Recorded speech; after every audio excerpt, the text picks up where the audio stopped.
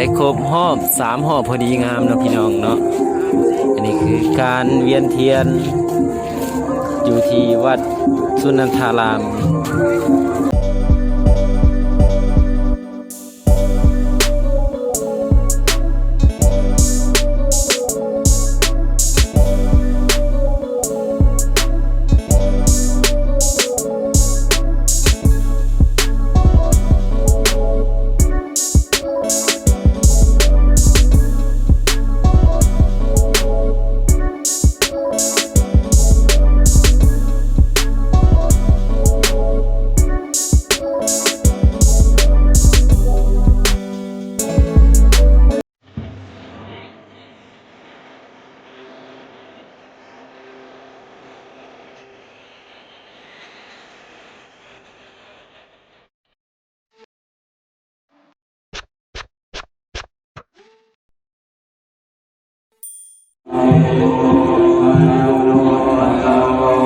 สวัสดีพี่น้อง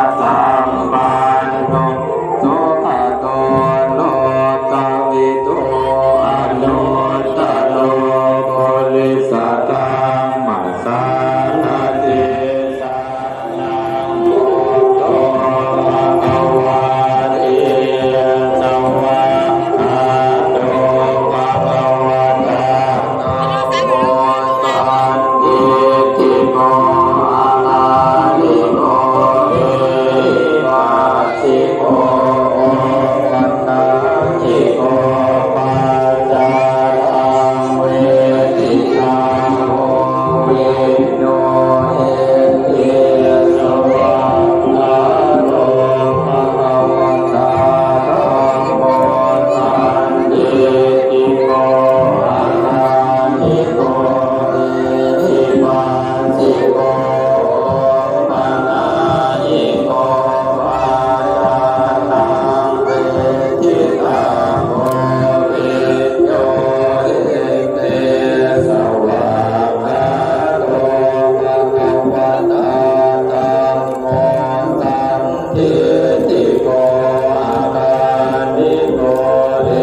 หิปัสสิโกปันนายิโกปัจจาตังเวเอสวะหาโตภะคะวะตาธัมโมสันติโกอานิโกเอหิปัสสิโกปันนายิโกปัจจาตังเวทิตาโหวิโยเอเตสวะกาโตภะคะวะตาธัมโมสันติโกอานิโกเอหิปัสสิโกปันนายิโกปัจจาตังเวทิตาโหวิโยเอเตสวะกาโตภะคะวะตาธัมโมสันติโกอานิโกเอหิปัสสิโกปันนายิโกปัจจาตังเวทิตาโหวิโยเอเตสวะกาโตภะคะวะตาธัมโมสันติโกอานิโกเอหิปัสสิโกปันนายิโกปัจจาตังเวทิตาโหวิโยเอเตนุมานิมันโนภะคะวะโตสาวกสังโฆสวัสดิมันโนภะคะวะโตสาวกสังโฆสัพพะทิมันโนภะคะวะโตสาวกสังโฆสัพพิทิมันโนภะคะวะโตสาวกสังโฆ ลบลบมันใหม่เลย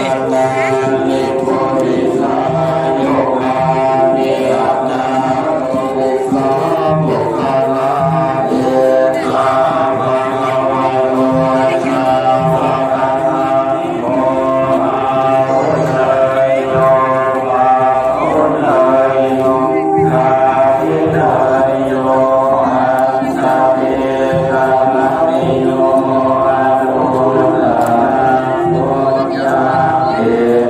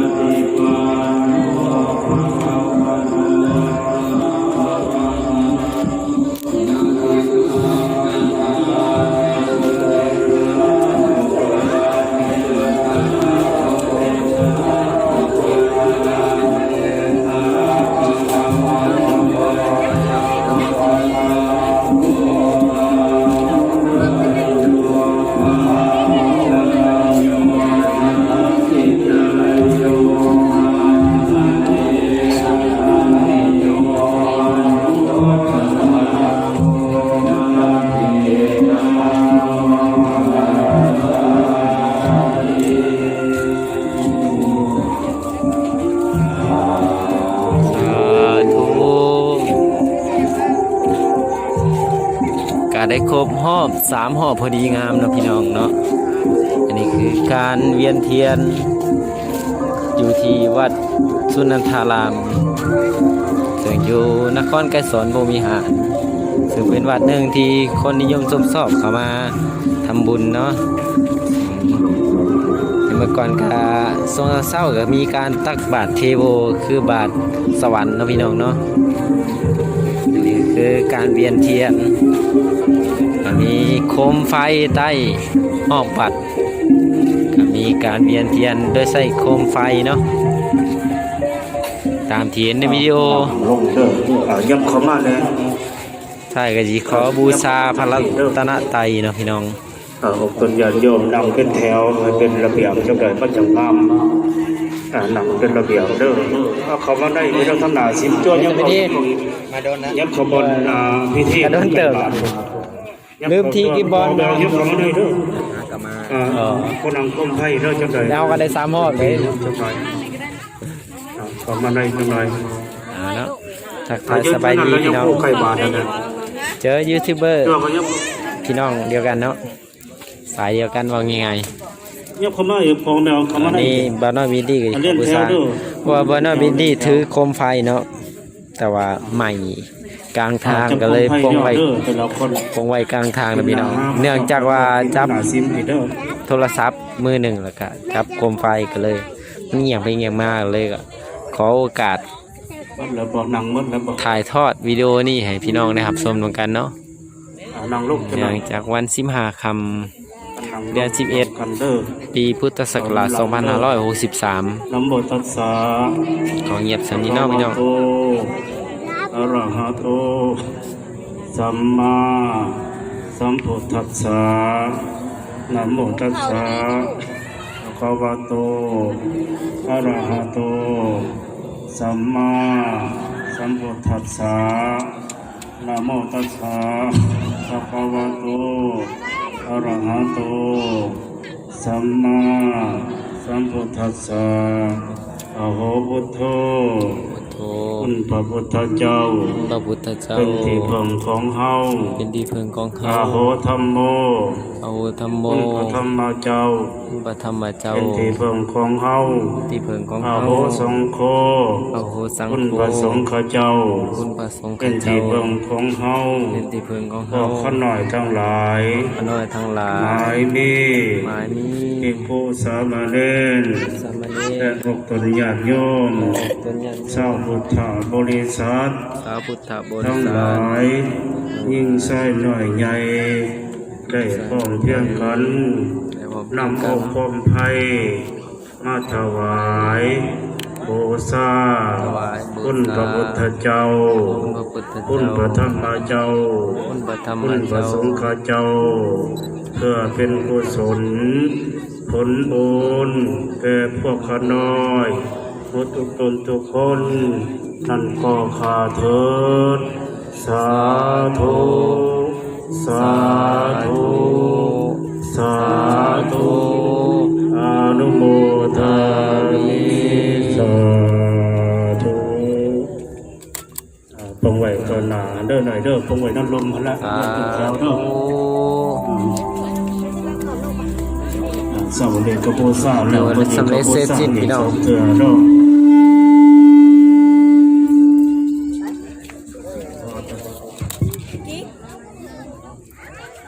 ต้องเรียกเป็นระเบียบเด้อครับเป็นแก้วดำน้ำ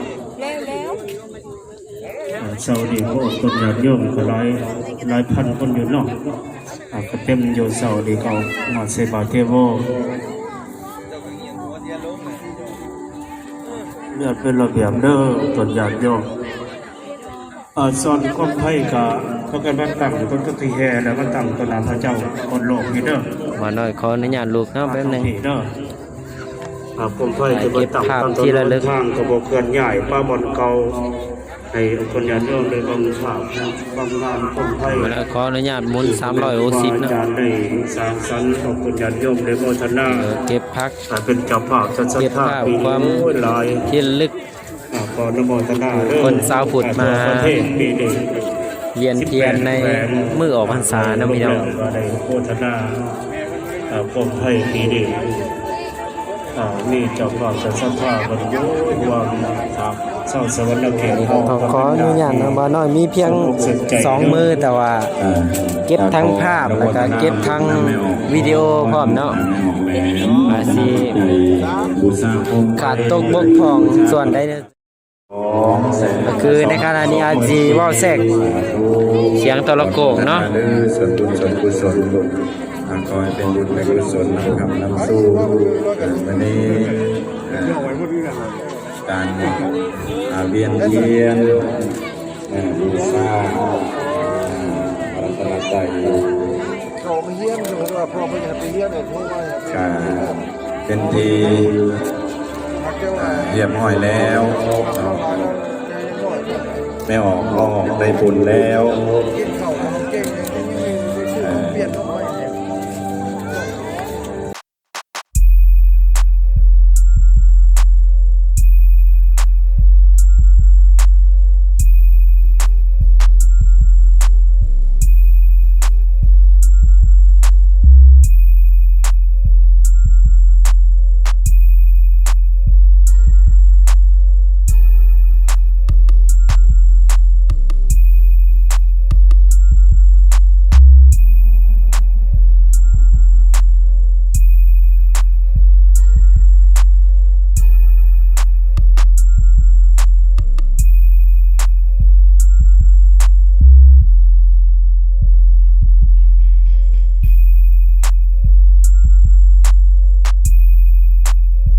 พี่น้องจุดสุดท้ายคือจุดถ่ายรูปสำหรับเวียนเทียนแล้วไปทีมห้อยก็คือหล่อถ่ายรูปสำหรับผู้คนมาจะเป็นครูบ่ครูหักบ่หรือครอบครัวพี่น้องก็มีหลายครูหลายคนเนาะจะมาเป็นครอบครัวครูหักและก็น้องนุ่มประมาณนั้นเนาะนี่ก็คือทางหน้าซิมเรือโบสถ์เก่าเนาะ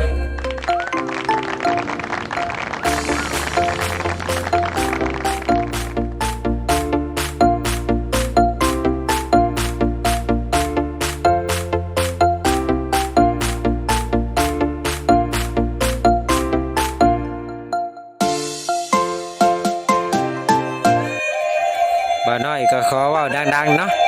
ว่ามีเสียงดนตรีประกอบพร้อมทางวัดเพิ่นจังได้คลิปนี้บ่าวน้อยบิดดี้ก็ขอโทษขออภัย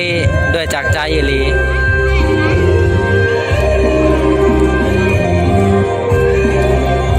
สำหรับเบื้องนี้ก็คือทางหอแจกหรือว่าศาลาผู้คนก็มาถ่ายรูปหลายเนาะ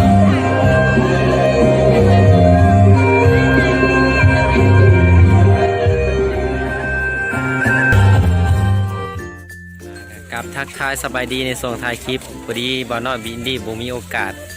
ในช่วงต้นคลิปเนาะก็คือเขามาแล้วก็เวียนเทียนปุ๊บปั๊บเลยพี่น้องสำหรับคลิปนี้ก็ถือว่าเป็นคลิปที่กระตันหันบ่าวน้อยบินดี้ก็ลืมถือกิมบอลหรือว่าการสั่น